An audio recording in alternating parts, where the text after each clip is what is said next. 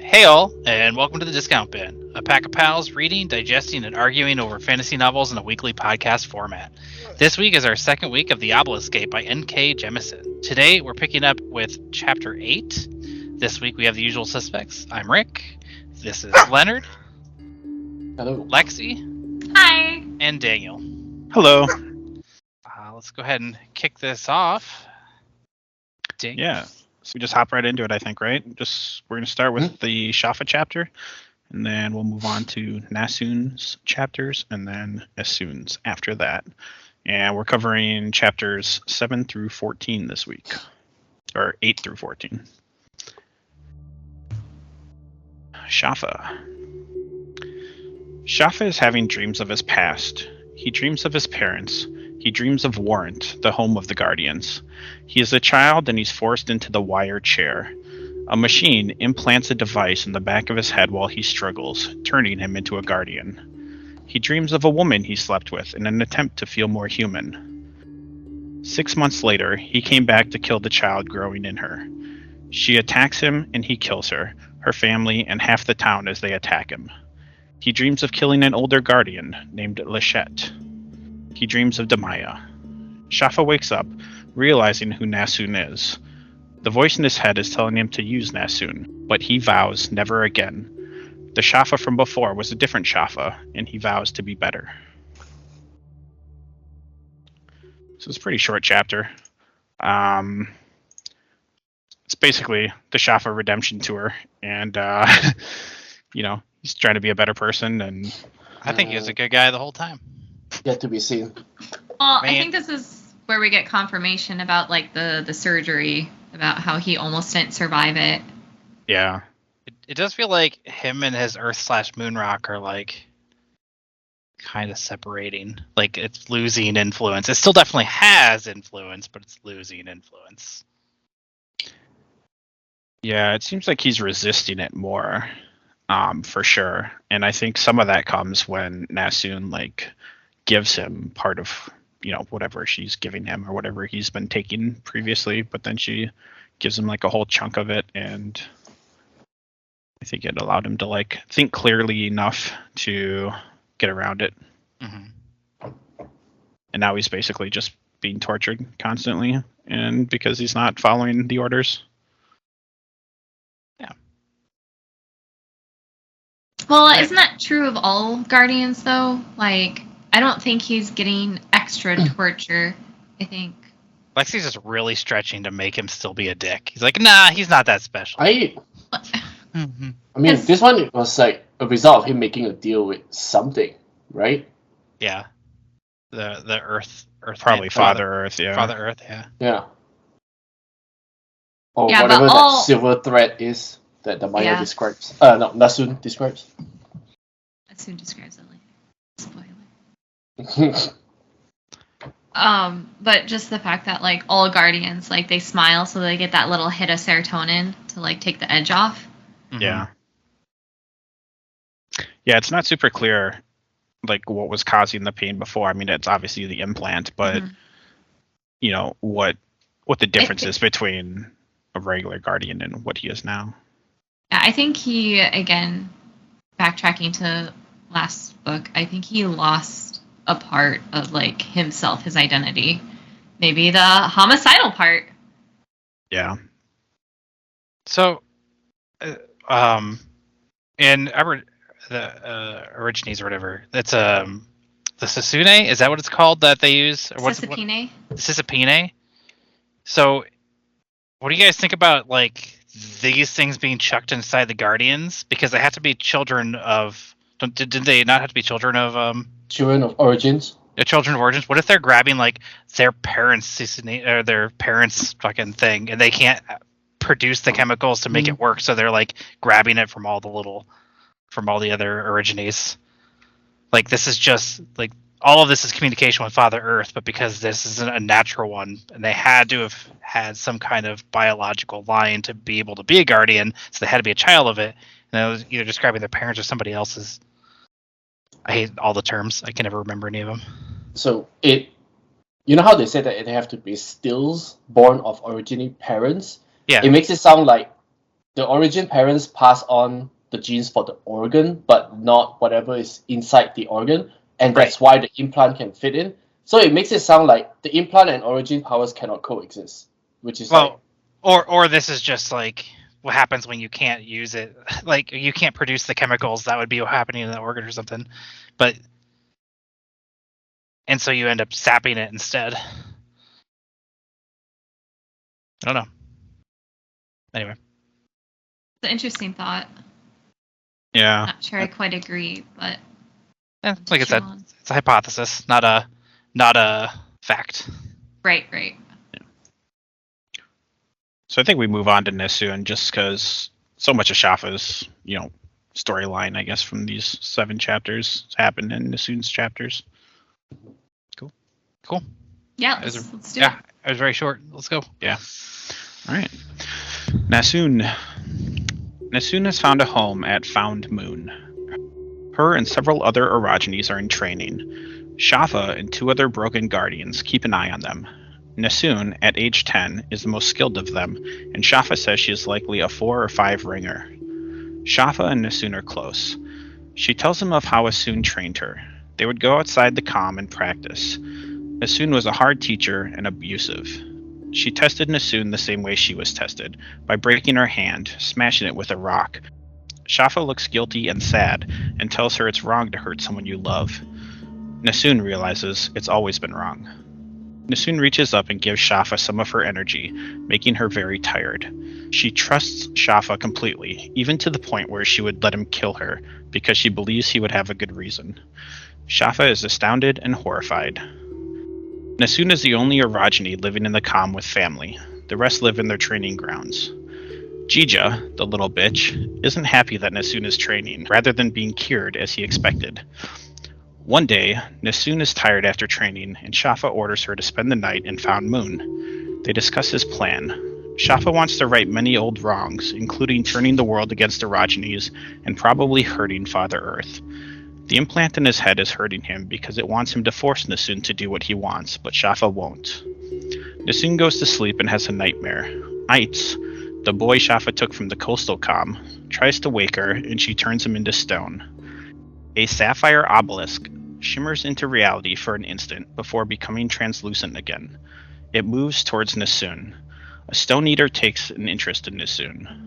While Nesun was connected to the obelisk, she notices there are node maintainers up north still, and she feels the Arctic fulcrum still alive. Jija, the little bitch, comes to take Nesun home. Shafa tells him she won't be returning home anymore. Jija, TLB, tries to move past Shafa but gets taken down. Shafa threatens him, and Jija almost craps his pants before walking home. The end. The end. Thank you for the end. That was nice. Good closure. Fuck Jija. Anyway, Obelisks as scanning devices, kind of neat. Super cool. Is that what it AIDS. was? I thought it was just her spreading her awareness from the power that she was getting from the obelisk. Yeah, that's kind of what that's what I'm saying. Yeah, I gotcha. Yeah. Yeah, like as a scanning device, right? Like it's like empowering. Yeah. Doppler effect. Yeah, and it's interesting. There's an invisible one. Yeah. And it said pulled into this reality or something like that. We're about to enter the multiverse, Daniel. Your favorite.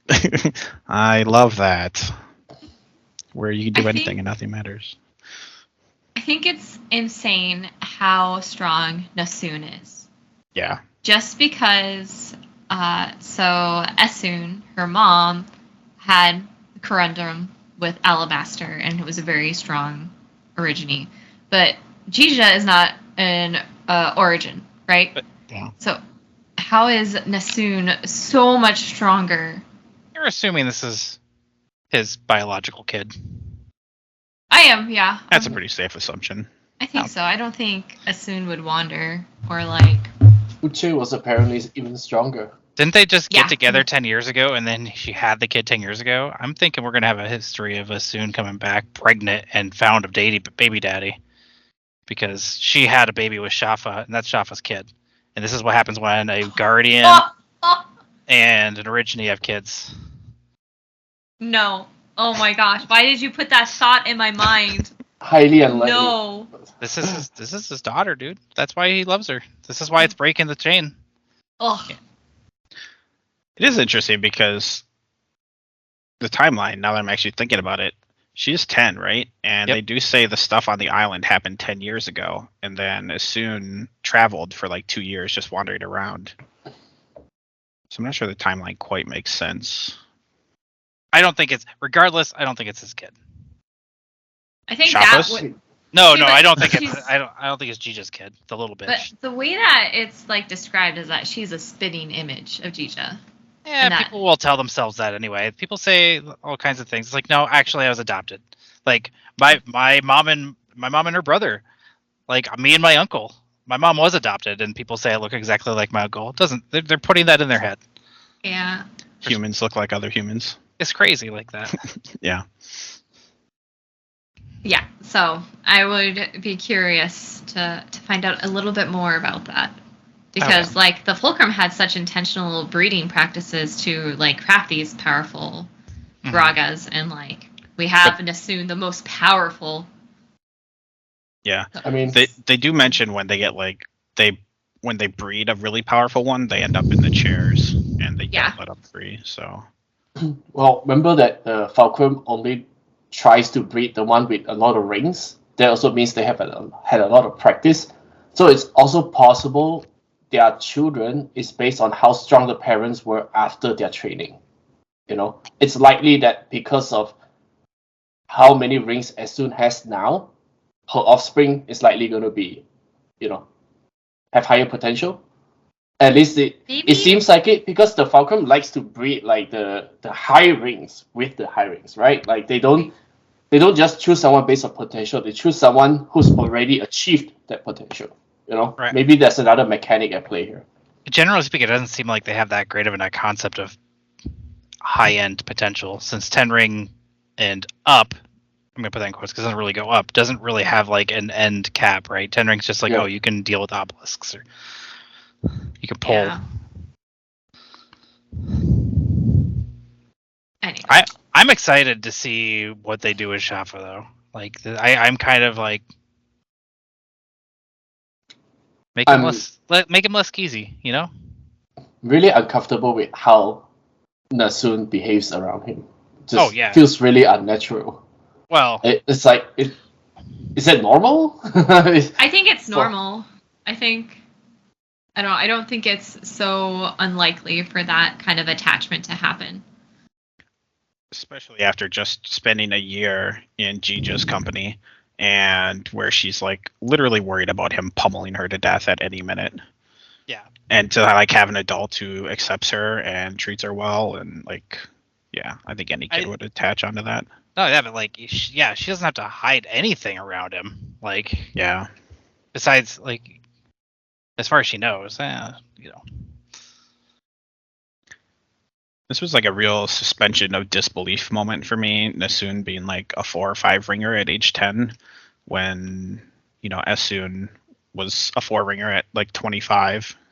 And I get the, like, you know, they talk about Fulcrum tries to train you to just do like one thing basically and kind of do it poorly. And so I would get that Nasoon could be better at, you know, reaching to the obelisks or like kind of more natural talent, but she's trained like only on weekends, only until, and then even that ended, and like only when parents were asleep kind of thing, and she has almost no training. Like, well, this is a part again why I think there's more to, like, I don't think she's just Asun's kid. Like, I think I'm curious if this is the product of a guardian and an origine having a kid, or some kind of like, oh, this is taboo relationship kind of stuff, resulting in, like, you know, your mega powerful child. No. Okay. It doesn't seem like they're going down that route. Yeah. Yeah. They did briefly mention that Nasoon had an accelerated version of the Fulcrum training.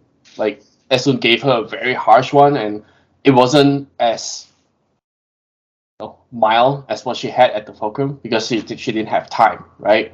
Right. It's probably a byproduct of the more aggressive training regimen. Yeah. Yeah. It just felt like too much, you know. But Hey, but we got, last third of this book to find out. I'm assuming this is going to be something we kind of hint on before the end of this book, because it seems to be a major theme. yeah.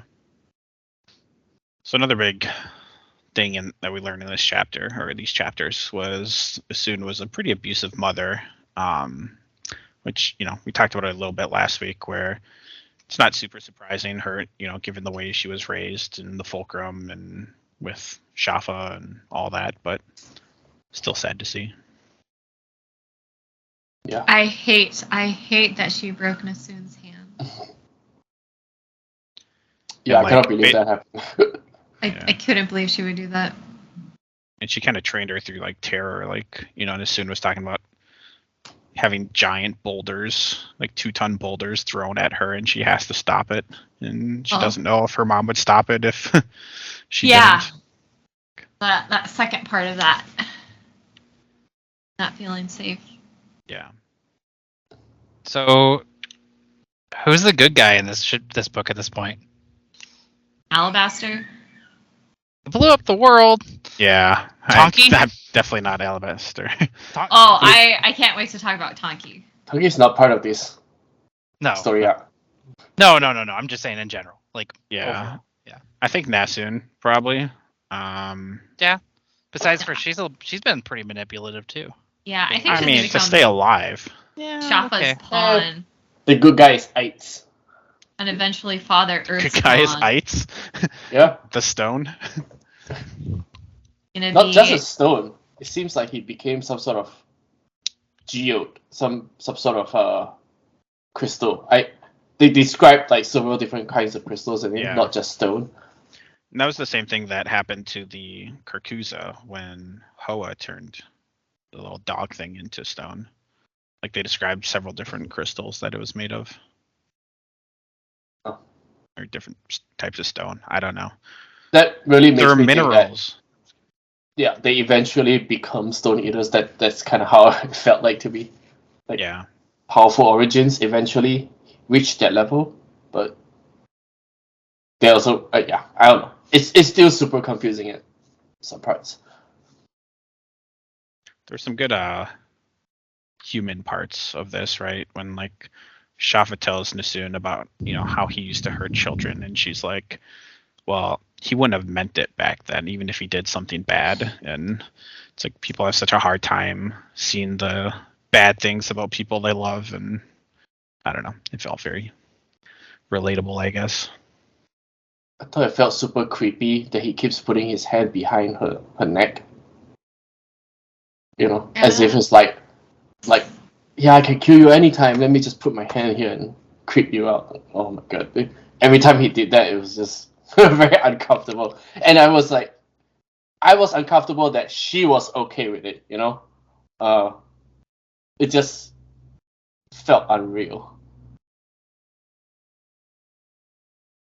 Yeah, I think it speaks to like the world she's been living in for the last year, and like the world she grew up in, right? Where she's okay dying as long as it has meaning, because she's seen all the useless death around her for as long as she's been alive. I mean, she definitely has some unaddressed trauma. Yeah. They also mentioned that he's actually super strong, right? Like his 2 fingers can actually press into someone's body. Remember when we talked about how he killed Timei? So one of you guys told me that he stabbed her with something. I was pretty sure that he just pushed his fingers in, and they talked about it in like these few chapters. Like he's actually incredibly strong physically, but they never explain why. It's like they just briefly mentioned that Guardians are really strong, but they didn't really say whether it was due to birth or because of the implant or some other reason. I'm guessing directly related to that implant and that silvery network all over his body, the magic. Yeah. Oh my god. Can we speak about that for a second? Yeah. I hate that they're just like, yep, it's magic. I hate the term. Again, it's another one of those things that just pulls me out of it. Like when they're just talking about fucking, fucking and magic. Two things that are just not expected when I'm listening to a fantasy novel. Yeah. You don't agree. expect magic in fantasy novels? I don't expect them to blatantly call it magic. Like that feels almost like a cop out. Unless, especially after trying so hard in the first book, avoiding calling it magic, almost being like, this is how it works. This is how it interacts. These are the people doing it, and they're like, I guess it's magic. After book 2, it's like it feels like they didn't establish the book for that. Feels the same for me. It's when in the first book, throughout the first book, whenever they describe origins, there were like some rules, right? Actual rules as to how their powers work. But when they decide to just throw magic into the mix, it feels like the author is setting up for her own opportunity to spin it however she wants later. It's like, no, it's just magic. They can always do that all along, And it felt like breaking your own rules just to make something up, and it doesn't feel as interesting as before. Daniel, do you disagree? Oh, sorry. I guess. I don't know. I see magic in tons of almost every fantasy book, so it's not really pulling me out of it. Like, call it magic or call it erogyny. Like, it's the exact same thing. Yeah. Okay. I mean, there's definitely, more going on as we start seeing, like, they're looking in the blood and seeing, like, literal magic, some sort of physical manifestation or something. I don't know. Yeah. Nanobots. Yeah, I hope so. That'd be sick.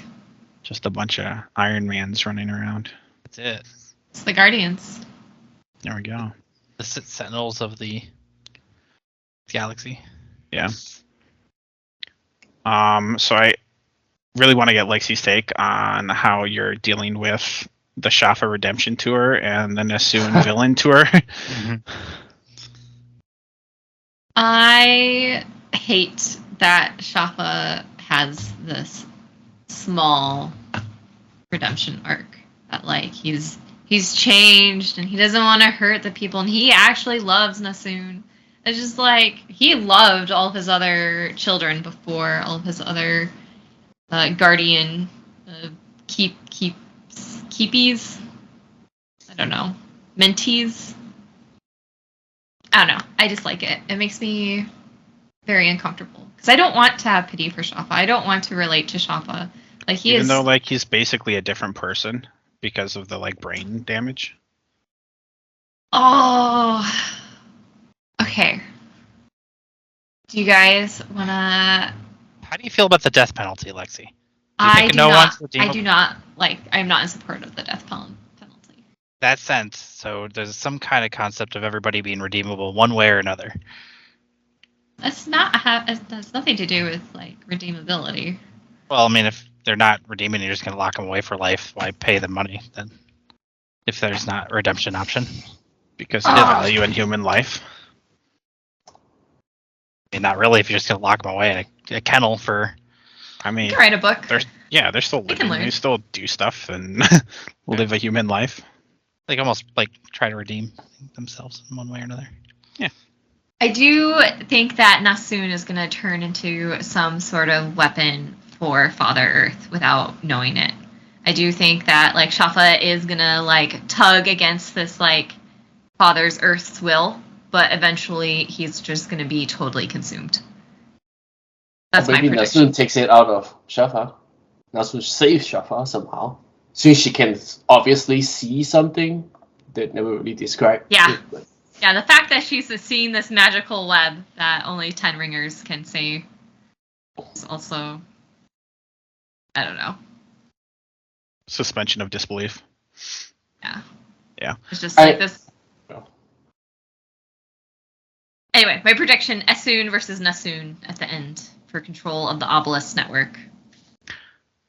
I feel like they have the same goal right now, right? Because they're both trying to they're kind of working for Father Earth, right? They're going to try to bring back the moon. I mean, it's not as specific as that, but it seems like Shafa is trying to like right an old wrong, which I would assume is throwing the moon away and like breaking the world. But Is that not technically a part of our next chapter summary? Talking about Sorry. that part? no, sure, yeah. Do you want to kick that one off and then get back to that? Sure. Unless you guys had something else to say beforehand. Yeah, this was the last like Shafa and Isun, so this next one's a long one because there's a huge amount of information dumped in these chapters as Isun finally goes and talks to Alabaster and has like a real conversation. Isun spends her days doing various jobs and evenings with the leadership group, making decisions about the Kham. One day, some hunters from the Kham bring Isun topside. They walk through the forest and show her there are bodies mounted on stakes. Someone is marking their territory. Isun uses Arachne to pull the bodies into a rift. The next day, Isun has decided to teach the younger Arachne. Alabaster tells her she's wasting her time she could be practicing her magic redistribution, as they call it. They argue and shake the building before coming to an understanding. Alabaster is going to tell her everything. On the other side of the world, there's a city, a remnant of humans from before the seasons. This is where Antimony brought Alabaster after pulling him from the island Miav. Most of the Stone Eaters live there. In the center of the city, there's a hole that goes to the center of the planet called the Core Point. The parts of the city that still work are voice activated. To open doors, turn on lights, make a room warmer or cooler, you have to speak in the Stone Eaters' language. Alabaster said he looked into the Core Point, and that is the enemy they face. The obelisks were created to harness the power, but something went wrong and the moon was flung away from the planet. Alabaster believes Father Earth created the Guardians to fight and control the Arachne. There's a war going on and there are three sides. The Stone Eaters were humans, some as old as the Shattering, but they have different ideas of how to end the war. Alabaster, slightly suicidal, decided to find out what was at the bottom of the Core Point by jumping into it. He says the Earth is alive, and then he falls asleep. Isun asks Antimony why they created the rift. Antimony replies that the Obelisk Gate amplifies energies, and they needed an energy source to control all of the obelisks. Once someone controls the obelisks, they can put the moon back in orbit. Sometime later, Isun is teaching the children Arachne, which is negatively affecting her lessons with Alabaster. They discuss the Guardians and how they are trying to keep the status quo. When their implants malfunction, they become agents of Father Earth. Alabaster says there are still active nodes in the north, near a city called Reninus. Meanwhile, Tonki has been exploring Castrema and found the control room. In 3 days, she's figured out half of the levers, but Ika doesn't trust her to be careful. In the control room, there's a stand which has bits of iron sticking out. Ika tells Tonki she's banned from the room. Tonki grabs one of the iron bits and starts to run out before stopping. The iron has entered her arm and is climbing up. Isun chops her arm off. 6 months later, Tonki's arm was reattached, but she lost some feeling. Isun is still training with Alabaster. One day, some hunters are killed and a note is left saying, "Welcome to Reninus."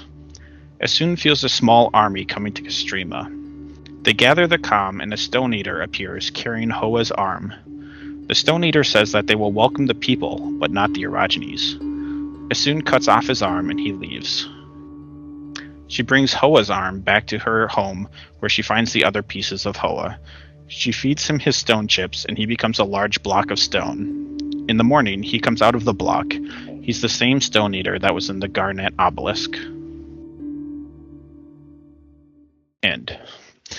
So the Garnet Obelisk was the one over Alia. Alia, yeah. Yeah, so a pretty big information dump, which I personally have been waiting for. So that was nice to see. I like that we got some Tonki romance with Yarka. Tonki time. It was an interesting twist that the moon didn't get blown up, that it got flung away in a long crazy long orbit. Crazy long orbit, yeah, and that she's got to go play catch. Yeah, and Alabaster's already like moved its trajectory so that a little bit so that it's going to be catchable or something like that. Yeah. Not what I expected for that to go. There's like all of it at once, with the Tonki metal shooting up the metal on accident, combined with the comment about how they become agents of Father Earth if their guardian nodes explode. Like it all is it's all coming together, Daniel. Yeah. That reminds me when we were just talking about the Guardians, and I think Leonard was saying, what if Nasun just tears out his implant? Like, I gotta think he's gonna die, right? Because then he's just humid. Yeah. And do you think that the implant is specifically the type of metal that just went into Tonki, like exactly, or do you think That's what I was thinking. Because I'm thinking that's what you're supposed to think right now, and then they're gonna But one thing pull doesn't that make out sense still. One thing felt very inconsistent. Like if Alabaster thinks Father Earth created the Guardians as his agents, why is it that the implant can malfunction? Isn't the point of the implant to originally already, put them under Father Earth's control? Why does it have to malfunction to be under Father Earth's control? That doesn't seem right. And that's why I think that is going back to they put the origine thing in there, but this metal is like maybe they encased it with this control metal or whatever. Whatever their other agent is at play right now is not Father Earth. Got him back into the Father Earth being a good guy right now, or at least have the same goals. Yeah, you have to wonder, like, they're assuming if they bring the moon back, like, it's going to be, it's going to pacify Father Earth, I guess. And that'll, like, create peace where, maybe. But has anyone talked to Father Earth about that? Like, yeah. I wasn't a big fan of Alabaster, ending his story and being like, I jumped down the thing into, like, the core of the Earth. And then he's just like, it's alive. But, like, okay, what is it? Is it, I don't know. Some more information would have been nice. He didn't exactly say I will. I mean, he said I'll tell you everything, but he didn't say nearly close to that. Yeah. Well, and then 6 months pass, and so like they obviously have had time to talk since then. We're getting yada yada yada. We are. Yeah, the drip is so slow on this. It's like there's no reason for the information to be withheld to this extent when they are literally there together, supposedly training. They didn't even really describe what her training is, right? Like her training sessions with Alabaster. Like what exactly is she practicing? What exactly is she trying to do? Or what exactly is it Alabaster wants her to do? They never go into detail, but it feels as though Esu knows, it's just never brought up in the book. So it feels like it leaves the readers a little confused. Like, oh yeah, you just believe that there's training going on. Doesn't matter what Esu knows or not. Like, I was also this interaction with Esun like chopping off Tonki's arm. That was just another like Nasun was able to precisely like shatter that harpoon hook right with her father. So for me, this interaction showed that Nasun is already more powerful than her mom, but has more precision, more accuracy. It's different actually. When they described Nasun breaking the harpoon, her idea was that what if she made it cold enough that it shatters, right? I think that was her idea. I think what she really did was just freeze it to the point where it becomes brittle. Not quite like the way Esun did it. It sounded like two different. Yeah, so I think the argument is for accuracy, that Nasun was able to have more accuracy with that harpoon than Nasun with this thumbnail size of metal, which is fair, right? But it was just like, how old? Like a part of this comparison though is like how old was Nasun or Esun when she really started getting training versus Nasun? I mean, like, are we talking like? I think she was like 9, right? When we first saw Demaya. Right, and so Nasu has been training for 6 years maybe by now at this point, like already. Probably, yeah. So by the time we see her, she's already at Cyanite's probably training level, if not more. I mean, I'm just saying, like, maybe Cyanite it's not, was like 25, so she would have had like 15 years. was she like 25? I thought she was And Soon's late 42 20. right now. Yeah, but like, it's diminishing returns. 43. Well, apparently she gained 3 rings just by having kids and like Yeah. stilling around them. Fair. I'm just saying, like, she's not exactly fresh out the gate either. Okay, well, just like the amount of raw talent. Yeah. Again, it's because it's Shafa's kid. Asun did not sleep with Shafa. I I didn't say, guarantee that is. Oh. not the case. I didn't say that. You just said it was Shafa's kid. Yeah, I didn't say that they slept together for it, though. Immaculate conception through weird metallic orbs in their heads. Beautiful. I'm here for coming up with great predictions. Thank you. Backed by facts and logic.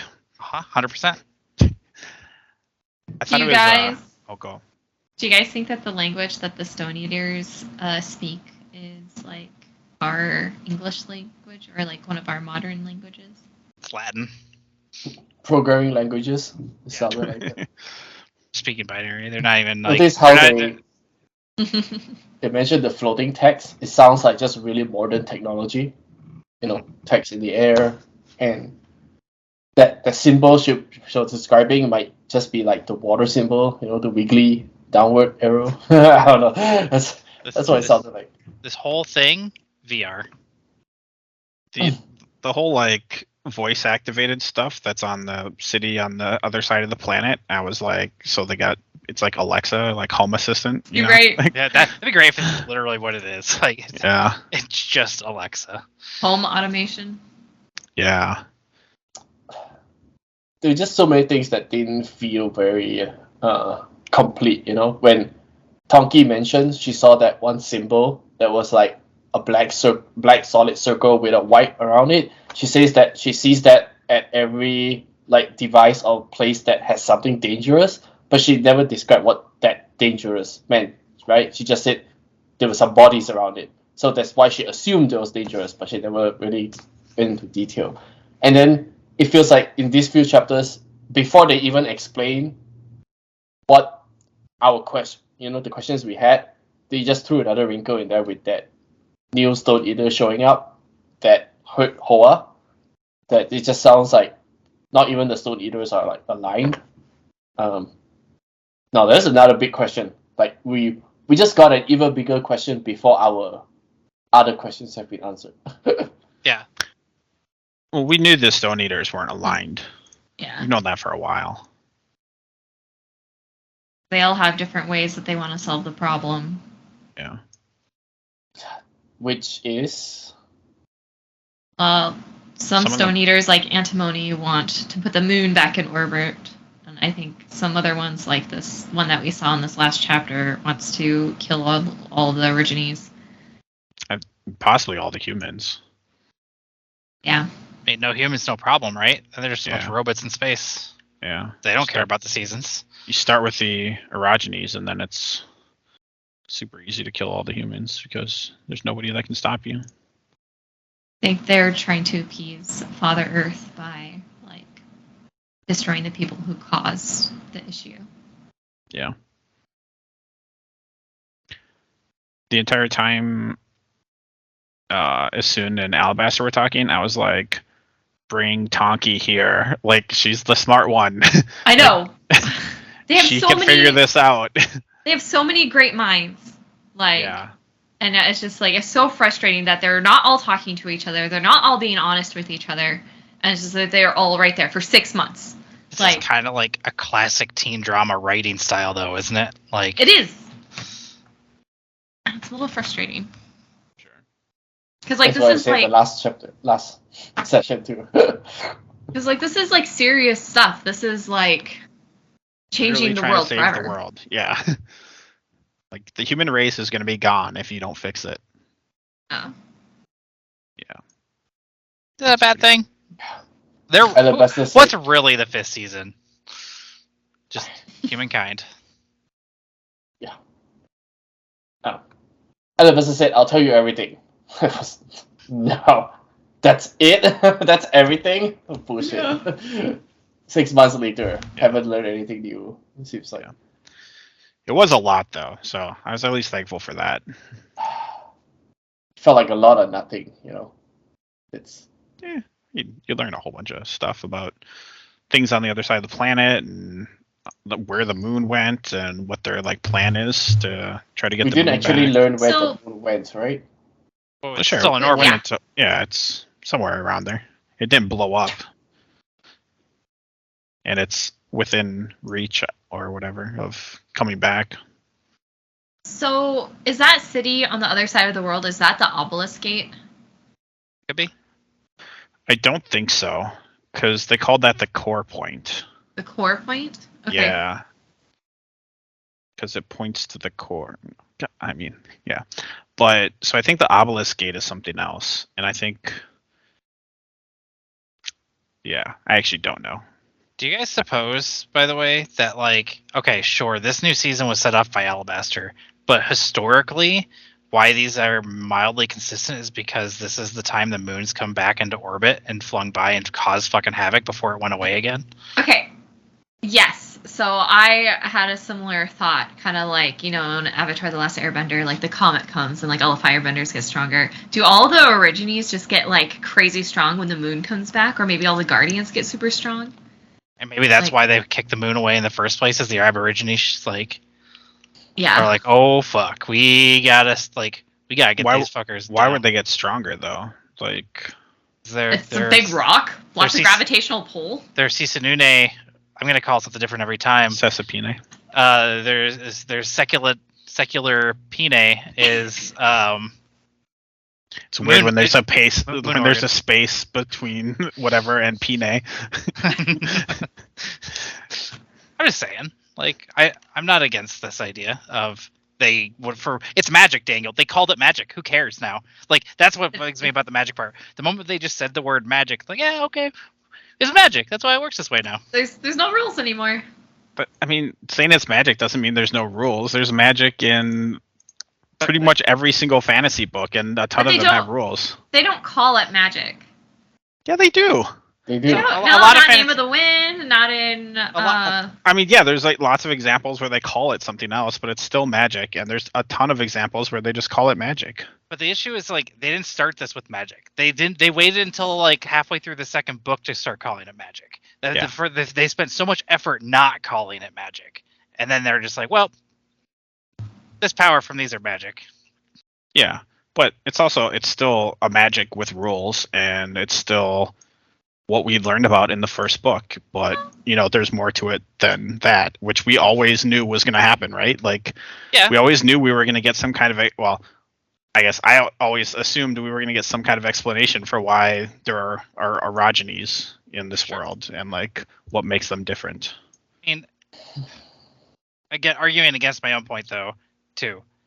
These guys aren't exactly educated that we're talking to, right? They don't have especially if this is withheld knowledge for the last thousands of years, they'll have to call it something. So I'll argue against myself with that. But yeah, I just feel how much effort, just writing wise, how much effort they spent. It's okay, well now it's magic. It's fine. Nanobots. I mean, it was always magic, right? Yeah. What if it was nanobots the whole time? Now I just I don't feel comfortable throwing out the nanobots theory anymore because it's magic. Nanobots aren't magic. Dave. I think the nanobots is totally viable for the Guardians. Oh yeah. Give them extra strength. I think it's the nanobots plus the magic bean that they put in there. Still, I'm 100%. I'm on 100% in this Susanene.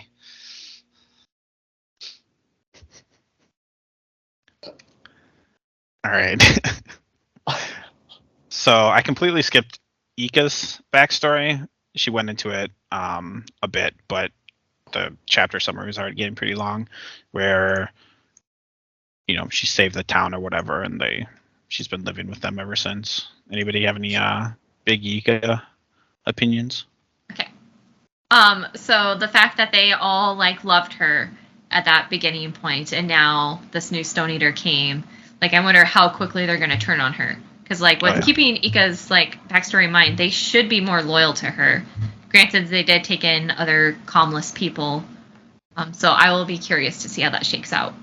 I also feel like they really stress, like, don't be loyal in this world, right? Like, that's probably on a stone tablet somewhere, right? Where don't be loyal if it's going to get you killed kind of thing.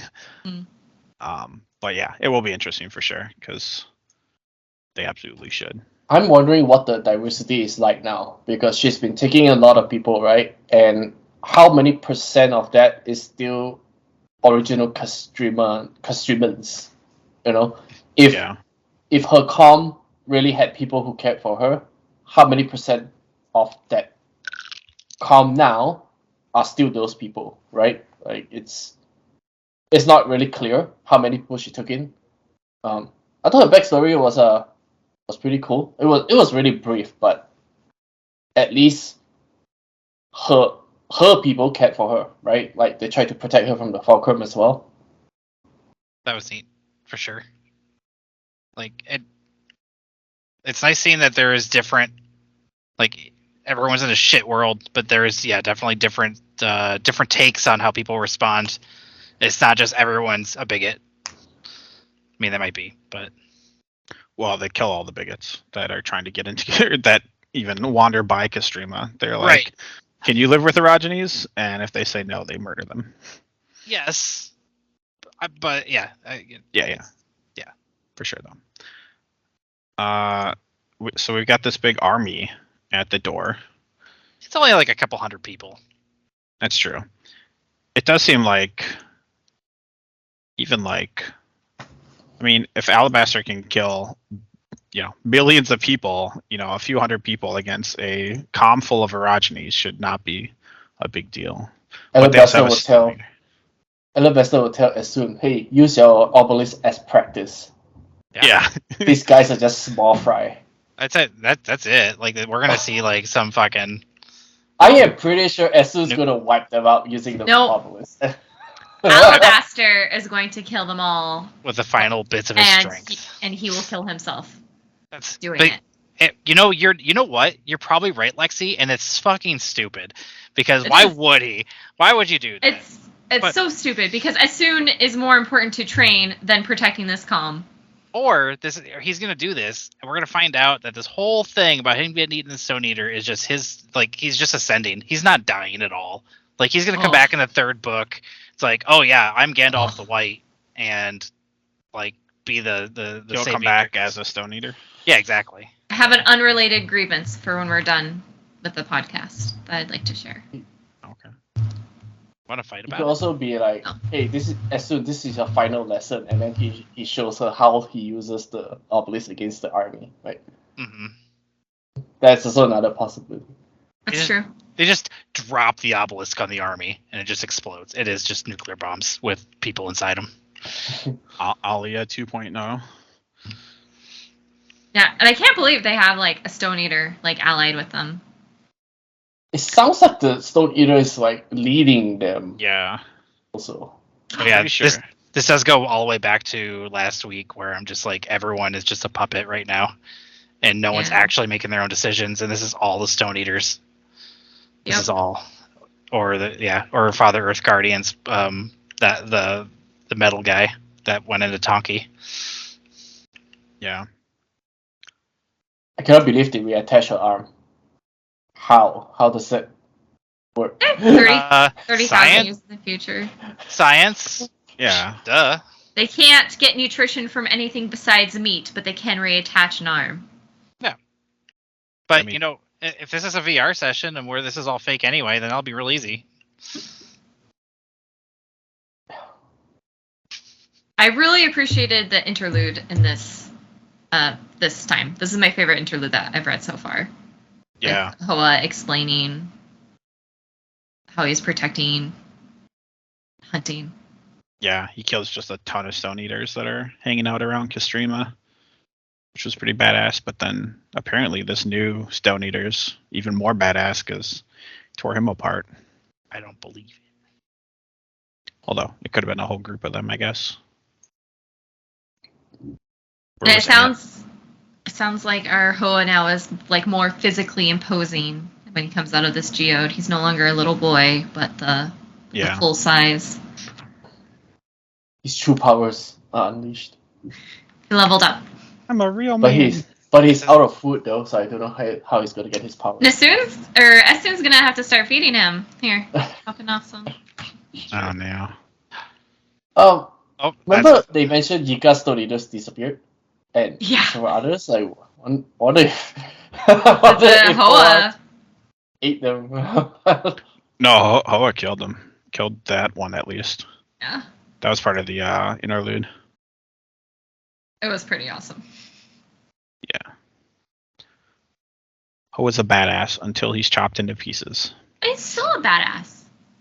Still a badass. He's actually like alive. He doesn't have to wait a millennia for his atoms to reassemble. Yeah. Which is super cool. I was really curious if Essun was gonna like pull those strings to like put him back together like a puppet. Yeah.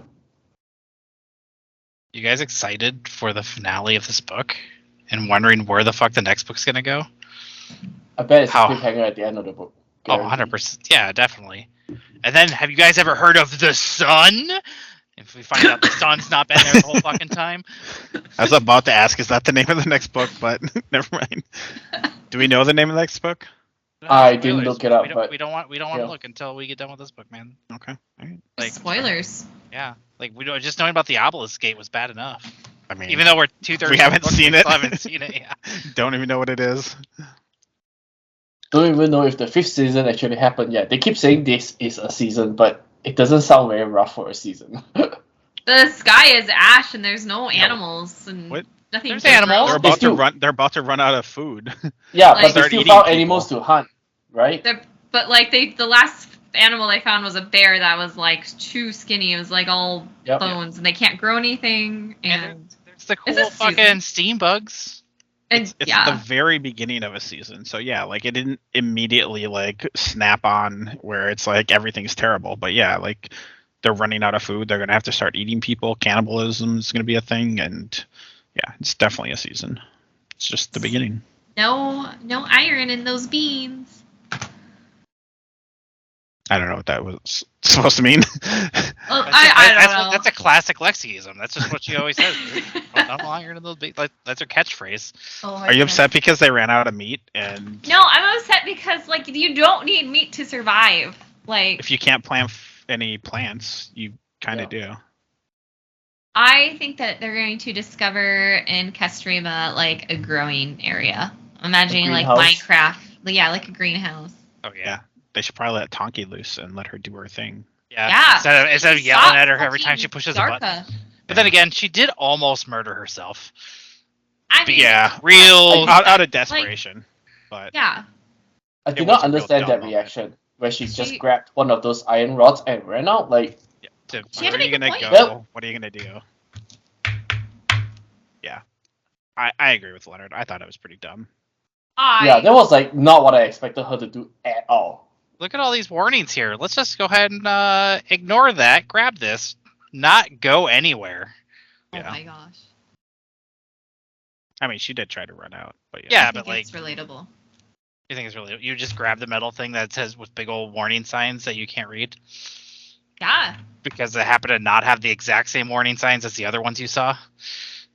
Well, I think it was just like she was so desperate, like she could not have this taken away from her. Sure. And it worked out. See, it's not taken away from her. Did it? Like, if she walked away peacefully. I'm pretty sure she's still not allowed in there. She is. She's allowed to research in there. Is she? Yeah. I don't think it was specifically mentioned. I will look it up. I can't remember for sure, but I'm pretty sure. Because she's still not helping out with her cast. I think I vaguely remember her still being able to go research too, but she's been doing. Essun fought for her life, right? Yeah, and I know she's been. Hi, cat. I know she's been. You have a cat? Inventing things for. Up it there. You want to come here? We're gonna have to have like a show your animals podcast. Oh, dude, that is literally an entire podcast in my case. Even though only half of us here have animals. that would take like 45 minutes to go get Yeah. everyone round up.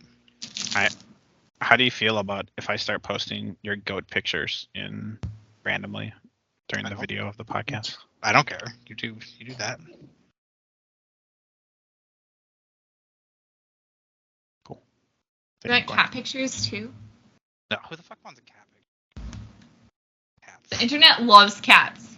Yeah, Yeah, you're not wrong. But when And they have the dogs. option, of baby goats or just regular cats, so. It's not a competition, Rick. I'm Both just can be appreciated equally. Yeah. Nope. It's not a competition, but you're losing. All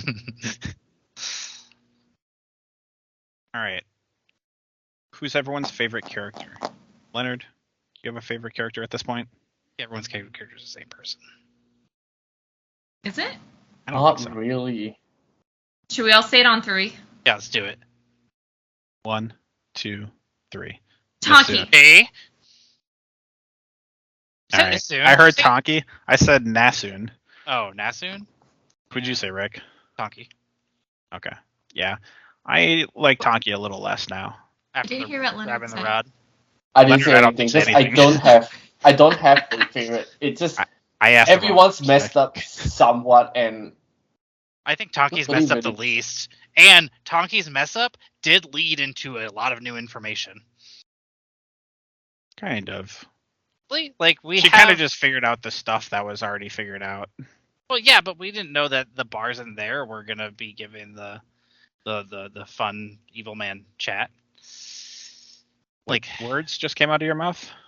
well, because so the metal went in her or whatever, right? Yep. And then they're starting to communicate with whatever our bad guys are, like the communication with Father Earth Yeah. / whatever or whomever this villain is.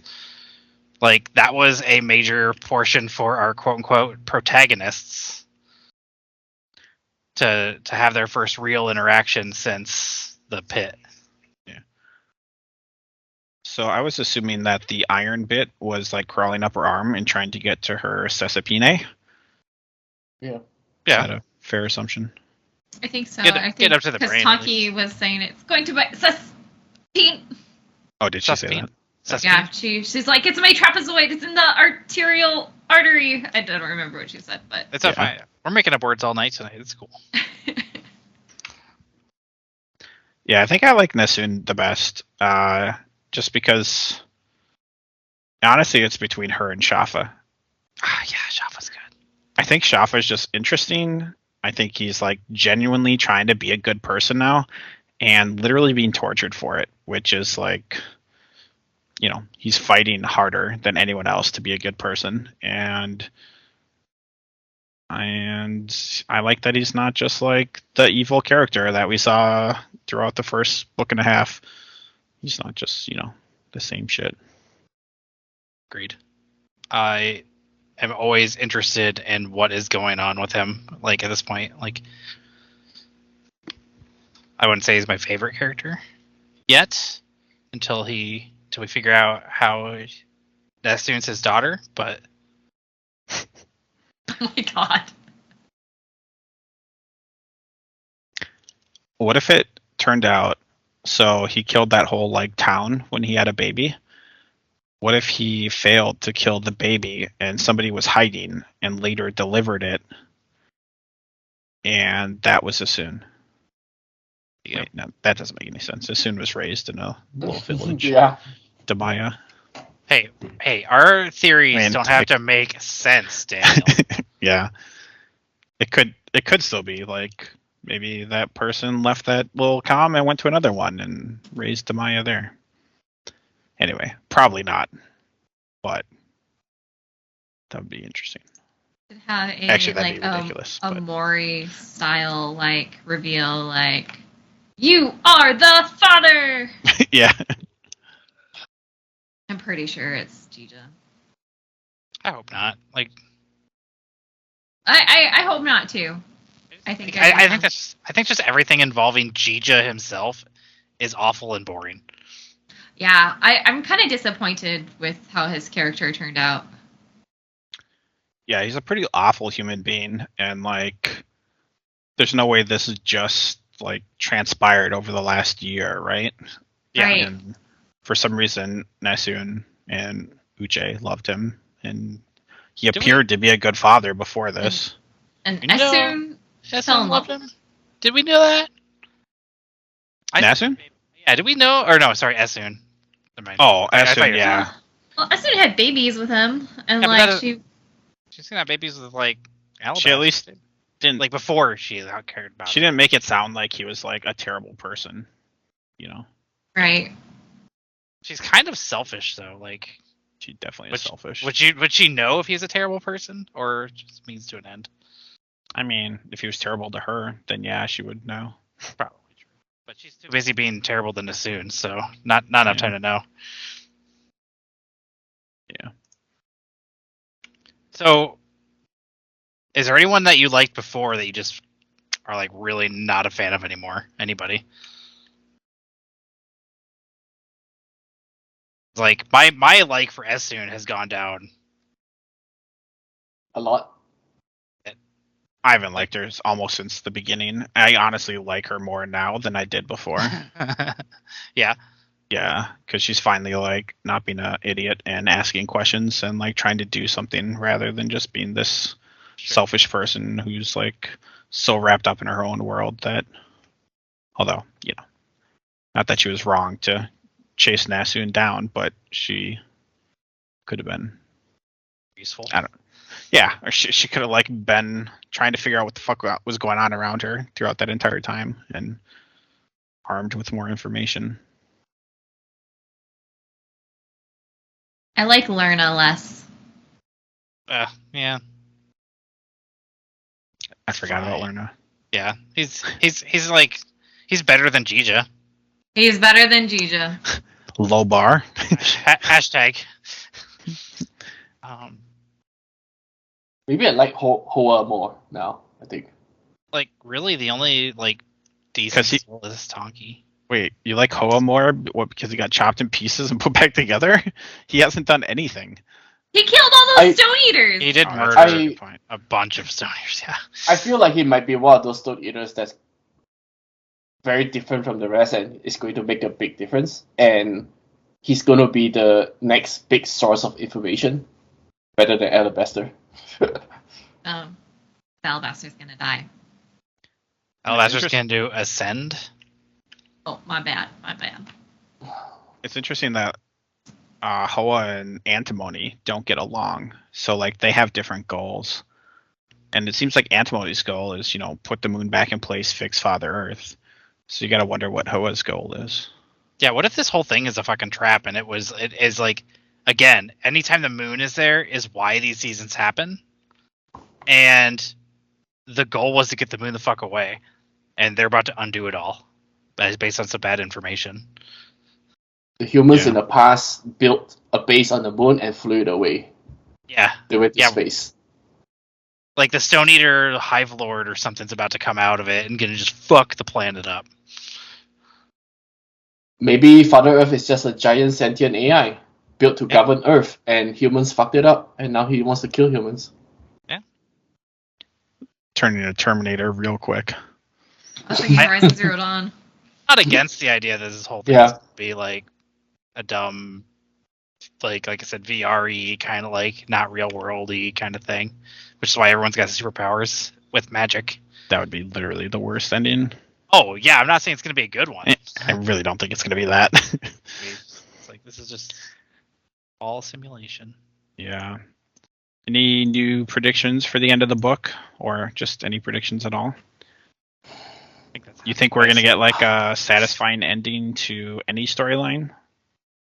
Not this book. Maybe this battle that's about to happen at Castrema. I feel like that could definitely be wrapped up before the end. I'm kind of curious. Alabaster's art might get wrapped up. Yeah.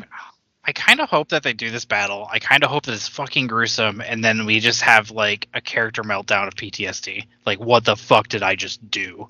And what the fuck kind of power is there really? Like, but no one really seems to care about murdering people in this book. No. No. I was gonna say if as soon as like part of it, she's not gonna have a PTSD meltdown because, you know, she's killed so many people. I know, and that's what I think. That's actually one of my biggest like disappointments is no one does seem to really care.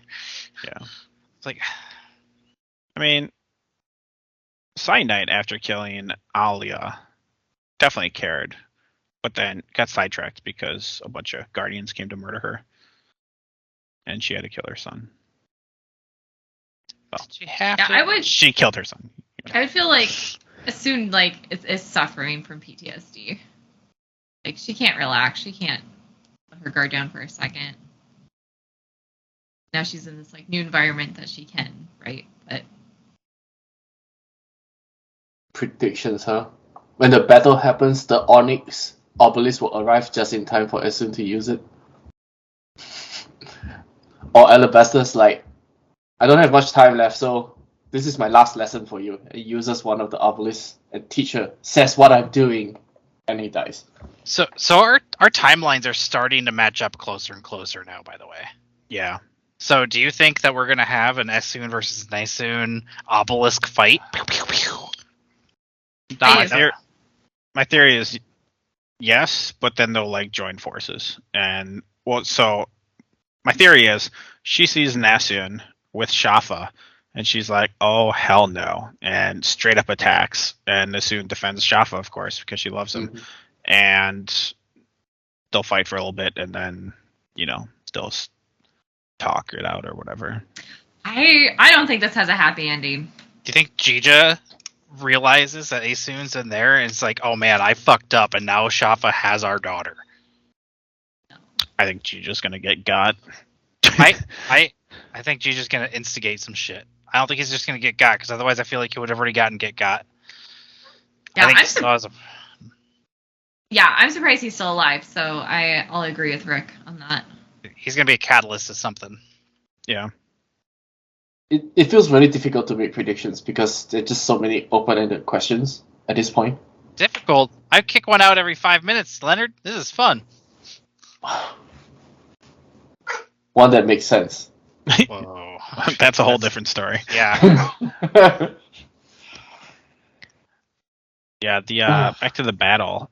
I do think like this Stone Eater must have something up his sleeve, or like we haven't really seen Stone Eater abilities other than like going through stone and eating people. But, Seems like they Can can deal. phase through things somehow. live Yeah. for a real long time, come back. Sure, but we haven't seen them like in a fight, right?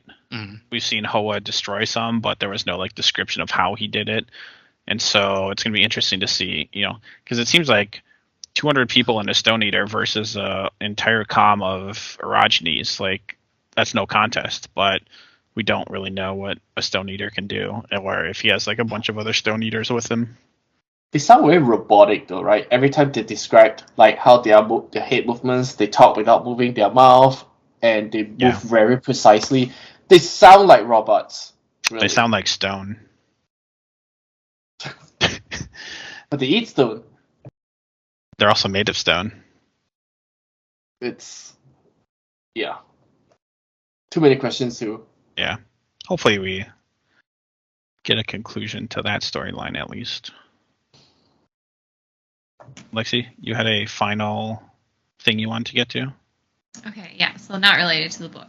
But I have a big issue with like killing characters off only to bring them back later. So if Alabaster dies and he's actually like ascended and then comes back later in the third book, like it's just so hard. Like just write the deaths. And I think this author will stick to that just because like there's been a lot of like dark undertones, especially in the first book. But I swear to God, it's just like gonna be one thing that's gonna make me so disinterested. Like the Deus Ex Machina of Yeah. I hate characters coming back too. That's why time travel, alternate universes, it's all the worst. yeah. And they just recently did that with magic lore. Like they just killed a bunch of planeswalkers and now they're all coming back. Is that a spoiler alert for something that should be edited out? It's all out there. People want to read it. Anyway, that was it. That was just my Yeah, no, I get that. I agree totally. And like, how would it even work, right? Like, Antimony eats him, and then what? Like, poops him out, Right. and he's As a Stone Eater. Yeah, dude. Has a Stone Eater baby, maybe. Aw. I mean, we already know that they like So here's the other thing. They could pull a maybe since they're kind of shapeshifter stone eaters, maybe after eating them, she's gonna come back as him as like the final focal point for them catching the moon or something dumb. Like it's not real. It's him adjacent as like I don't know. That sounds they haven't really set him up for doing anything like that though either. I think we know that Antimony is going to hang out with Asun after Alabaster dies. Now. Is he? Is she? Do you think? It's like Asun is team catch moon now, right? Yeah, I think now that otherwise. I think that now that Ho is back, like, I don't think he's gonna allow that shit. You think there'd be a Stone Eater fight between those? Oh, hope so. At least 2 or 3 before the end of the book. Yeah. Actually, it sounds like there might be a war with Nasun's side as well. She did mention she assessed a bunch of origins from the Antarctic fulcrum. Yep. And Shafa doesn't seem too pleased about it. It feels like there might be another conflict there. I don't think he was displeased. I think he was just surprised that they were alive. I think that was my impression, at least. I think Shafa is worried / scared. Shafa ain't afraid of nothing. Scared little bitch. Shafa's the hero of the book. Yeah, he's the he protagonist. Is not. Don't even say that. Shafa's been the protagonist from he's been here since book 1. He's been consistent all the way through the book. No character change. He's the shepherd, Lexi. Yeah. No. He's gonna deliver. No. He's gonna deliver us all. The shepherd. Okay. No, I'm done. All right, should we wrap it up? Yeah. All right. How are we wrapping it up? I don't know. I was just gonna say some words and. Yeah. Lexi, you want to wrap us up? I'll wrap us up. Hey, to the kind people watching us and listening to us, thank you for hanging out. I hope you were entertained and had some laughs and maybe some silent arguments in your own head. But yeah, we are Discount Bin. Catch us next week for the final chapters of the Obelisk Gate and our conclusions. Bye. Bye. Bye.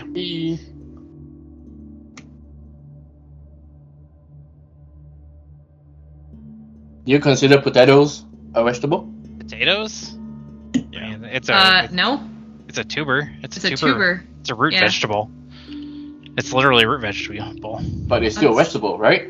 Yeah. Yeah. That's like saying corn's a vegetable. Corn is definitely a vegetable. No, Yeah. it's starch. It's like saying saying okay. carrots are a vegetable. What are carrots a vegetable? Carrots are a vegetable. If carrots are, then all roots.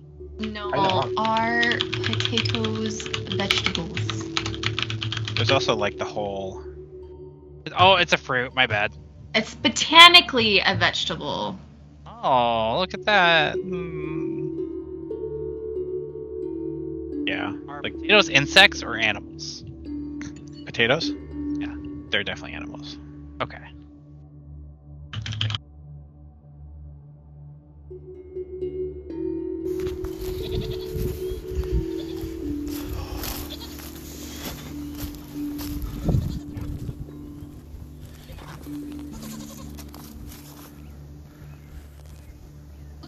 Bah!